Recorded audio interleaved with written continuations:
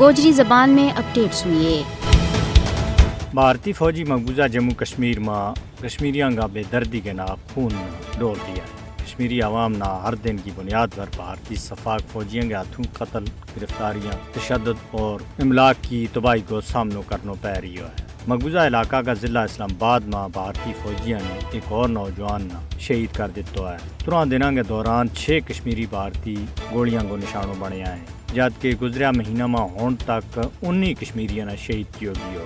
بھارت نے حریت پسند کشمیری عوام کے خلاف جنگ چھیڑ رکھی ہے۔ ماورا عدالت قتل اور جعلی مقابلہ میں کشمیری نوجوانوں کی نسل کشی کا سلسلہ جاری ہے۔ بھارتی فوجیوں کا ہاتھ کشمیریوں کا خون دے رنگیا ہوا ہے۔ مقبوضہ کشمیر میں جنوری 1989 سے نومبر 2021 تک 95,917 کشمیریوں نے شہید کیا گیا۔ قتل و غارت گری، گرفتاری، تشدد اور خواتین کی بے حرمتی علاقہ میں ہر دن کو معمول بن گیا ہے۔ مظلوم کشمیریاں نہ بدترین زندگی گزارن کے پر مجبور کیا جا رہی ہے۔ بھارت نے کشمیریوں کے خلاف ظلم و غارت گری کا تمام ریکارڈ توڑ دیتا ہے۔ بھارتی جبر نے مقبوضہ کشمیر کا ریون نالنگ کے واسطے اس نے ایک جہنم بنا دیتا ہے۔ مودی کا موت اور تباہی والا منصوبہ کشمیریوں کی آزادی کی خواہش نہ کسی بھی صورت میں ختم نہیں کر سکتا اور نہ ہی ان محکوم بنا کے رکھا جا سکے۔ مقبوضہ کشمیر کا آزادی پسند عوام کی غیر متزلزل بہادری اور عزم و ہمت آج تک بھارتی فوجی جہریت نہ شکست دے رہی ہے۔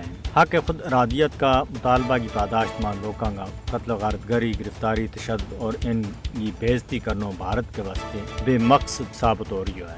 کشمیریوں نے بے رحمی کے نال قتل عالمی برادری کے واسطے ایک چیلنج بن گیا ہے۔ عالمی طاقتوں نے چاہیے کہ مقبوضہ جموں کشمیر میں انسانی حقوق کی خلاف ورزیاں پر بھارت کو محاسبہ کریں۔ اقوام متحدہ نے کشمیریوں کی نسل کشی روکنے کے واسطے مسئلہ کشمیر نے سلامتی کونسل کی قراردادوں کے مطابق حل کراؤن کے واسطے بھارت کے اوپر دباؤ سٹیا جائے۔